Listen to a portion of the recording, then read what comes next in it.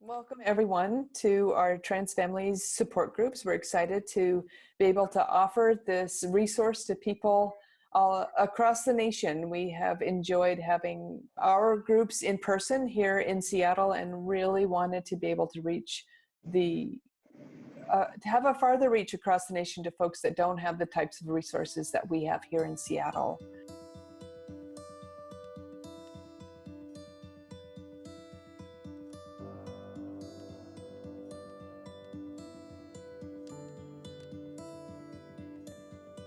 When I was raising my son, who was at the time misassigned female, I didn't give him a lot of dolls and pink things unless he asked for them.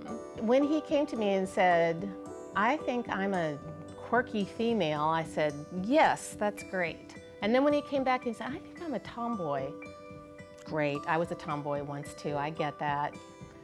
"I think I'm a lesbian," no problem.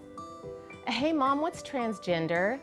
I'm not really sure what that is. We'll have to look it up later.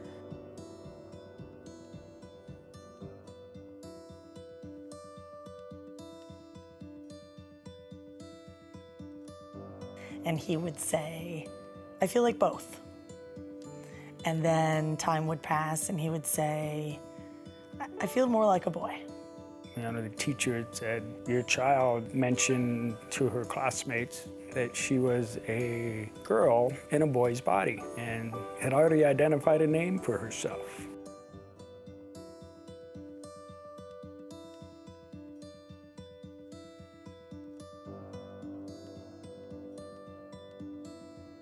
My wife and I took over official guardianship of 2 boys.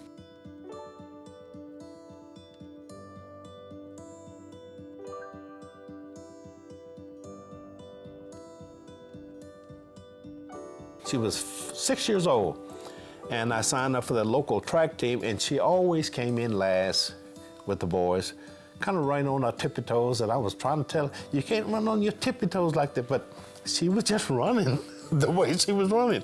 I had this moment of believing that I had done it all wrong, that I didn't raise a boy, I raised a girl, and now he's gonna be all messed up in the world. I thought, we are the only people like us in the whole world. I was gobsmacked. I mean, it really just kind of set me on my tush, to be honest. It did at times feel like it was too much. My kid was ready. It didn't matter that I was not ready. My kid was clear, and he knew, and he needed help. What I've learned is a big part of being a parent is letting go of what my hopes and dreams were for the children and just be there to love and support them and theirs. So what's going on? How can we help?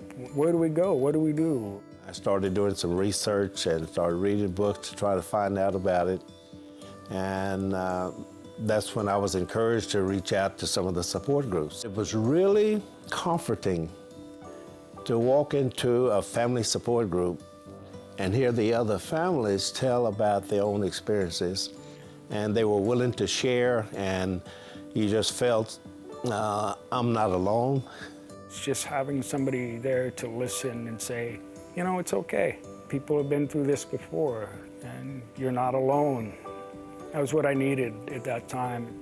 I know that if I have a question or an issue, that someone will get back to me and help. And that's just comforting to have that kind of support.